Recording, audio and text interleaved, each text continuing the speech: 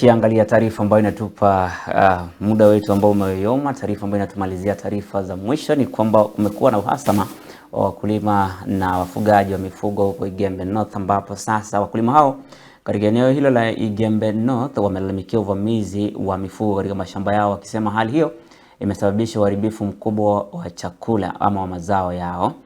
Wakulima hao wameitaka serikali na viongozi wa eneo hilo kuingilia kati na kutafuta suluhu la kudumu la kulinda uzalishaji wa chakula na kuzuia migogoro kati ya wakulima na wafugaji maeneo hayo ya Igembe North.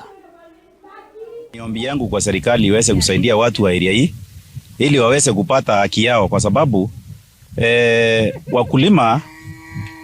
wakulima na wafugaji ni kitu kimoja, lakini hapa imesindi.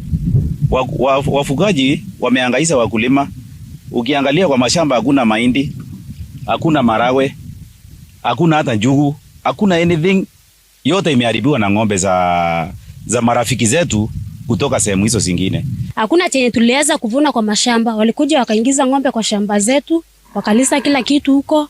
Na hata hatuna amani. Hata wakikutana na wewe wanakukata bure, wanakupiga fimbo bure bila hata kuongea na wao. So naomba tuweze kusaidiwa. Tunaomba tupate usaidizi kwa wakubwa wetu, kwa sababu hata sisi tuko na haki ya kuishi Kenya na tuko wa Kenya.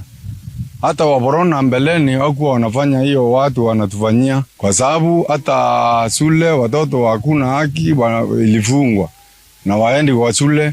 Hata shule watoto hakuna haki, ilifungwa na waendi kwa shule.